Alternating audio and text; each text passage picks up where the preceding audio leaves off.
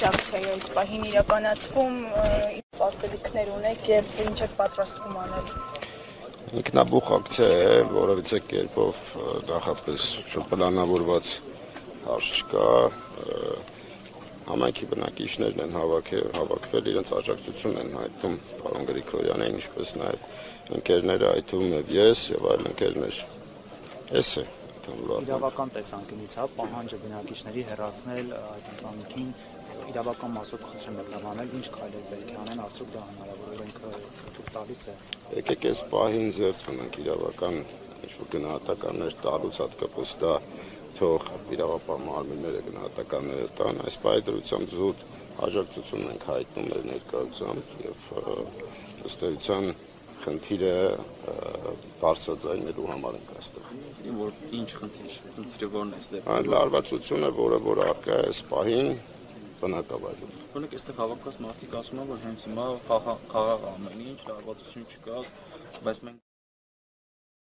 ու առհասարակ գյուղի բոլոր փողոցներում կարելի է ոստիկաններ տեսնել։ Սա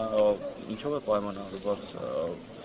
լարվածությունը դեռ պահպանվում է, թե առհասարակ այսպես ռիսկը չեզոքացնելու համար է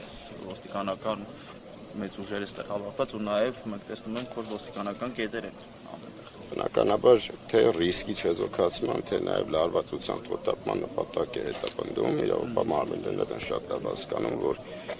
լարվածություն առկա է եւ կարող է ավելորդ ծրացումներ լինի, թե ինչ արդեն մեկնաբանությունները թողնենք իրավապահ մարմիններին, բայց նրանց գտնվելը չի կարող ինքնանպատակ լինել կամ պարզապես լինել։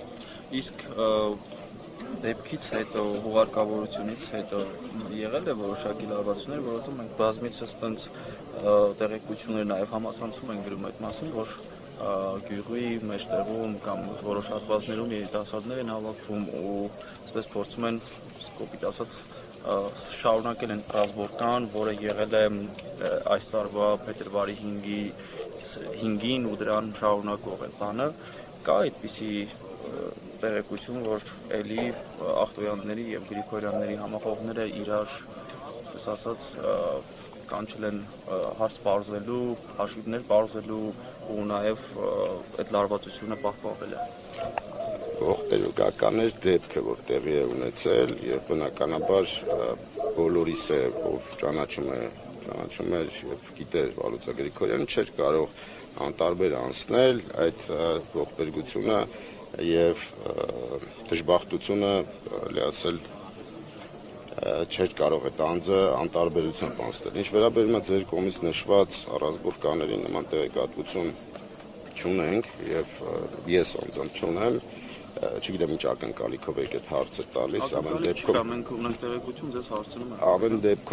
Ամեն դեպքում իրավիճակը տեսնում եք ոստիկանների ներկայությունը ամենայո խաչմերուկում, ինչպես եւ ճիշտ նկատեցիք, դա քիչ բանի մասին չի խոսում, բայց հավաքվել, քննարկել, ինչ որ հարցեր շարունակություն տալ,